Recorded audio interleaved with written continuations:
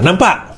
Kegagalan Datuk Seri Anwar Ibrahim sekarang ini, sehingga kita punya Malaysian ringgit jatuh ke tahap yang paling rendah sekarang ini. Benda ni tak apalah. Mereka nak sangat kita cerita RM, kita cerita RM. Baik, betul. Ringgit jatuh ke tahap yang paling rendah dalam tempoh 20 lebih tahun, dalam tempoh 25 tahun. Okey, ringgit jatuh ke tahap yang terendah berbanding dolar dalam 25 tahun. Ringgit dibuka lemah berbanding dolar Amerika dan jatuh ke paras terendah dalam tempoh 25 tahun. Pada jam 9 pagi tadi, mata wang tempatan menyusut pada nilai 4.76 berbanding USD. Penutupan Rabu pada 4.74. Ini adalah paras terendah sejak krisis keuangan 1997. Menurut laporan Bloomberg, prestasi hamba ringgit juga sejajar dengan penurunan mata wang Asia lain di tengah-tengah jangkaan bahawa Central Bank Reserve Persekutuan akan mengekalkan kadar faedah lebih tinggi. Ini menyebabkan pulangan pembendaraan Amerika Syarikat mencecah paras tertinggi dalam 16 tahun sejak 1997. Hasil pembendaraan Amerika Syarikat 10 tahun melonjak kepada 4.91%. Ia sekaligus menunjukkan bahawa premium inflasi sedang meningkat. Ia adalah prestasi seburuk di Asia tahun ini setelah yen, kata perkhidmatan berita keuangan itu. Yen lebih teruk daripada MYR, Malaysia Ringgit. Sementara itu, Ketua Ekonomi Kewangan Sosial Dato' Muhammad Afzan Abdul Rashid memberitahu menama kebimbangan utama dalam pasaran kini ialah konflik Palestin-Israel. Sokongan tidak berbelah bagi kepada Presiden AS untuk Israel berpotensi memanjangkan konflik dalam keadaan sedemikian. Dolar berkemungkinan menjadi penerima manfaat utama memandangkan statusnya sebagai tempat selamat, katanya. Baik, saya nak ulas benda ni, tuan-tuan. Nampak? Kegagalan Datuk Seri Anwar Ibrahim sekarang ini, sehingga kita punya Malaysian ringgit jatuh ke tahap yang paling rendah sekarang ini. Tuan-tuan, nampak tadi saya dengar satu Wan Saiful Wanjan katakan Anwar Ibrahim patut ditukar kepada Perdana Menteri lain. Tuan-tuan, saya nak cerita, kalau PN memerintah ni bukan RM4.77, saya percaya dia akan jadi RM5. Kenapa? Baik, kita tengok. Ini adalah tahun 2022 di mana PN memerintah. Ringgit jatuh ke tahap terendah dalam sejarah 3 November 2022, setahun yang lalu. Ringgit ditutup pada paras terendah berbanding USD pada Khamis berikutan sentimen rendah dalam persekitaran dolar yang kukuh, kata penganalisa.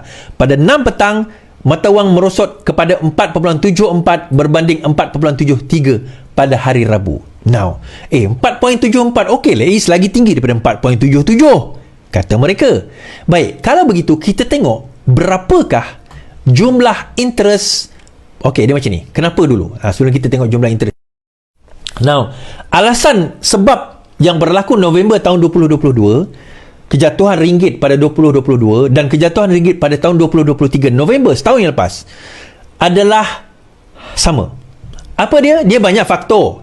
Tapi yang paling utama yang menyebabkan kejatuhan itu bukan sebab ekonomi kita lemah, bukan sebab benda-benda lain pada waktu sekarang ini disebabkan oleh interest di Amerika. Kadar inflasi, bukan interest, kadar inflasi di Amerika meningkat, menyebabkan kerajaan Federal Reserve menaikkan interest. Interest tu apa? Kalau kat Malaysia, OPR lah, overnight policy rate. So, salah satu cara kalau kita nak tingkatkan juga, maksudnya kita nak lawan balik, kita naikkan OPR lah. Mungkin naikkan kepada 0.35 macam tu. Tapi yang terkesan rakyat. Sorry, bukan 0.35, 3 sekarang ni 3 kan? 3. Mungkin naikkan 3.5 ke? Sekarang ni 3.0. Boleh nak naikkan. Tetapi bolehkah kita bersaing dengan USD? Itu persoalan dia. Dalam pada kita naik, pelabur tak datang, tetapi harga barang naik. Apa orang kata, bayaran loan naik. Kita jadi masalah. Namun begitu, okey, disebabkan oleh tahun 2020, adakah interest juga naik? Ya. Tapi tahun 2022, interest yang di US pun naik, pada waktu itu naik, tetapi keadaan ekonomi kita juga lemah pada waktu itu. Sekarang ini interest naik, tetapi keadaan ekonomi kita mengukuh sedikit berbanding tahun 2022. Apa buktinya? Baik, ini buktinya. Interest rate pada tahun 2022, November 2022, tuan-tuan tengok kat sini, adalah 3.75 ke 4%. Ini Federal Fund Rate pada tahun November 2022. Ini adalah yang berlaku pada tahun 2023, 5.5 hingga 5.75. Tuan-tuan nampak comparison? Tuan-tuan nampak tak comparison dia? 2022 interest rate sehingga 4%. Pada waktu itu mata wang kita berapa tadi? RM4.74. Sekarang ini interest 5.5 ke 5.75, naik 1% lagi tinggi daripada 2022. Berapa mata wang? 4.77. Kenapa mata wang tu tak selari dengan interest rate? Sepatutnya mungkin 4.8, 4.9. Itu saya kata tadi. Pada tahun 2022, dua faktor utama yang menyebabkan mata wang kita tidak turun 4.7374 pada waktu itu. Yang pertama, interest rate Amerika telah naikkan. Yang kedua, kelemahan ekonomi pada waktu itu. Namun begitu tahun 2023, kita naik sikit je. 4.77, 0.03% naik. 0.03 naik berbanding setahun yang lalu. Kerana apa? Walaupun interest tu lebih tinggi daripada 2022, tetapi pengukuhan ekonomi kita berjaya menyekat dia naik lebih tinggi daripada sepatutnya. Sebab itulah saya kata, kalau sekiranya PN memerintah sekarang ini lagi teruk mata wang kita, tuan-tuan. So kita boleh buat apa? Buat masa ini kita boleh bertahan dahulu and hoping yang interest rate inflasi di US menurun dan dia boleh turunkan reserve dan kita boleh tingkatkan. Itu yang pertama. Yang kedua, Dato' Seri Anwar Ibrahim juga telah mengumumkan apa? Bahawa kita nak buat Asian Monetary Fund kita sendiri. Asian Monetary Fund kita sendiri. And hopefully dengan Asian Monetary Fund tu sendiri dan kita berdagang dengan mata wang tempatan, kita hilang kebergantungan kita kepada USD. Dan kita kena buat macam Singapura. Dan kita going towards that. Di mana Singapura, kalau tuan-tuan tengok mata wang, pergerakan mata wang, Singapura dengan USD kosong changes. Kosong perubahan dia. Kosong. Tak ada perubahan.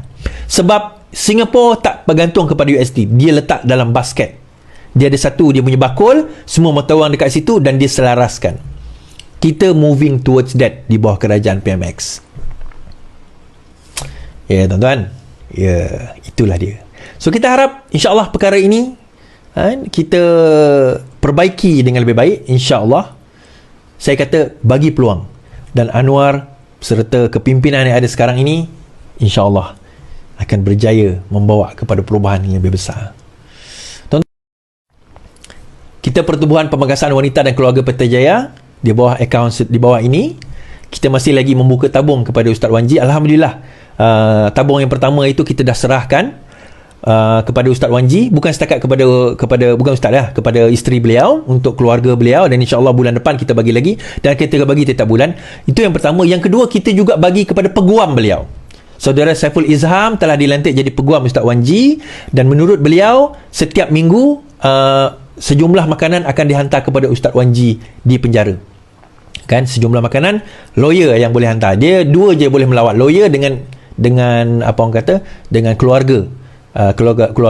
Jadi lawyer akan hantar setiap minggu makanan kepada Ustaz Wan G. So daripada segi bantuan tuan-tuan ni, insya-Allah kita akan salurkan. So sekarang inilah 19 hari bulan, hujung bulan ni kita akan salurkan lagi kepada keluarga Ustaz Wan G dan kita akan bayar lawyer beliau, insya-Allah. Dan kita doakan usaha untuk nak keluarkan Ustaz Wan G sebelum maksudnya tak sampai habis 9 bulan, mungkin kita cuba keluarkan awal, itu berjaya, insya-Allah. Kita doakan sama-sama. Dan kalau tuan-tuan sudah membuat derma, bolehlah terus hantar resit ke nombor anak admin di bawah ini.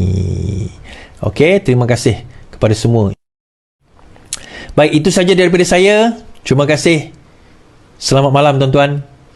Teruskan berusaha, teruskan bagi penerangan. Terima kasih 192 orang yang share. Terima kasih 10k, 11k yang menonton kita pada malam ini. Selamat malam, selamat beristirahat. Yang penting, lawan, tetap lawan.